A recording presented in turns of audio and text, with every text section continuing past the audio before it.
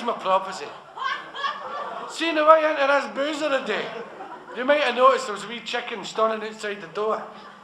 See, if that goes cock-a-doodle-doo 3 times, I'm for the off. One of you's going to shop me. Well, I say, oh, wait a minute. No.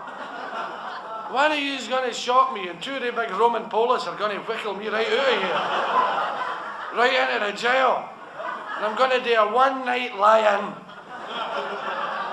Me with a good dress on, too. I'm going to get up in the morning and say to myself, first offence, I'm on to probation, no problem. But a big Roman's going to come into my cell and say, probationum my arseum. You know the way to talk, these Romans. Probation, nothing biggin'. Come on, I'll give you your sentence. Come here. Look out that window. So we looked out the window. He says, see that big lump of wood down there? I said, aye. He says, well, get your shoulder under it and take it to the top of that hill up there, would you? I said, oh, wait a minute, I was only kidding on, I was a giner, no. He said, on your way. So away I went, got the wood on the shoulder, I was just about to set out. He says, oh, where are you going? I said, you tell me to go to the top of the hill. No finished with you yet, biggin. Wallop! Jaggy bunnet, right in the head. I went, oh, come on! I just had these split ends done this morning. On your way. So, away up the hill, kidding on, I don't care. About a third of the way up, somebody's been out with a big Alsatian. He's done a big jobby right in the street. Guess who stood in it? Down I went. Well, I'll tell you something. That Doug must have had a severe attack of the diarrhea high hay. Another twice, down I went. Wallop! Up a third time, I'm setting out like that. Still kidding on, I don't care. A big joker on the pavement. He says, hey, you all right there, Jimmy? I said, as a matter of fact, I'm no. He says, do you fancy a wee hand? I says, that's a game, get the shoulder under the other end. I said, what's your name anyway? He says, oh, Simon's the name, just ran out of pies, nothing to do now. I said, that's a game. So the 2 of us bolted up the hill. Got to the top and he shot a craw away home. I popped the wood down in the grass. Well, I was knackered like with a sore shoulder and that. I fancied a wee kip, but I didn't want to lie in the wet grass with a good dress on, no. So I said, I think I'll have a kip in this dod of wood here. So I lied down like that.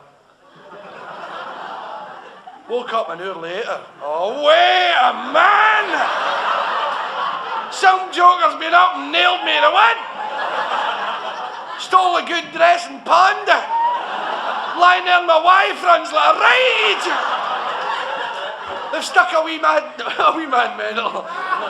They've stuck a wee notice in the top, mad mental rule, okay. So I'm lying there freezing.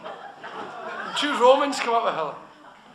We are the Romans, we hate the Christians. They come right up. One says to the other, hey, look at that. What do you make of 8 Christians? There's one of them stuck to a big dod of wood.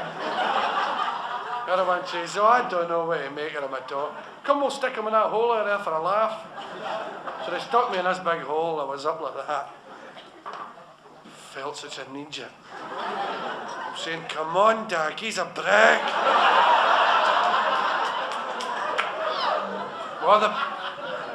All the locals are all gathered round the bottom. They all want me to do something. They're all saying, do something, do something. Do one of your unholy tricks. Miracles, you mug you. All right, do one anyway. That's when I did the last miracle.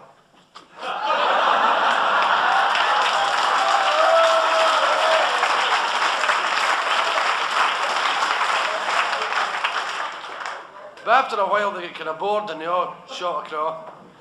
I was up there myself again. And then this wee Roman came up the hill. He was about 3 feet high. He was carrying this spear about 6 feet high. He's got, I am a Roman. I hate the Christians. Come to think of it, I even hate the Romans. I'm just a little jobby. Oh, he came right round in front of me. I said, aye. He says, aye, you all right? No. Nights are fair drawn, ain't they? Aye. He says, see this spear? I can't keep my eyes off it.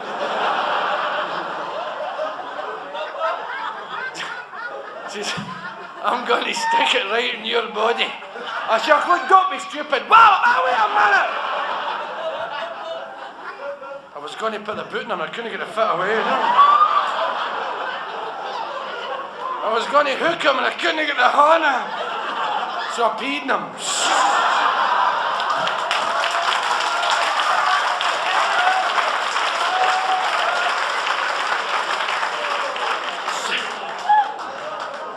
So after a while he went away.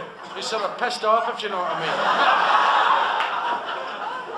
And a couple of Chinas come up, get me down off the wood, take the nails out, carry me down the hill, and plunk me in an old air raid shelter. Lying in there like a pun of mince. As if I could do anything about it, they roll a big stone in front of the door. And you know me, I'm not scared of the dark, too.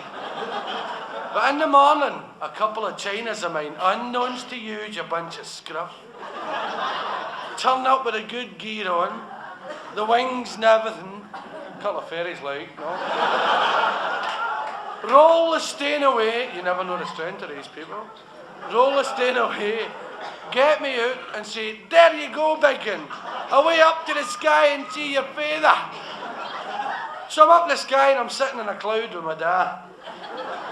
And I'm looking down and I can see you sitting in the boozer. You're all saying, where's the biggin? I don't know. Did you go up? Pfft, you're kidding. The door's going to open. Bang! And I'm going to walk in. And you're going to say, you're not a biggin. And I'm going to say, I am. You're going to say, well, where's the holes in your hands? And I'm going to say, there they are. You're going to say, there are no holes. I'm going to say, okay, hold up fingers.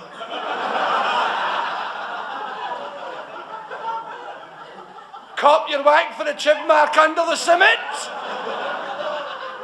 Just then John stands up and says, oh, wait a minute, biggin. We like you. We've always liked you. And we know that you chipped in more for this carry out than anybody else. But see, when you've got a few of these cheap wines in you, your patter's rotten. So it is. Thank you.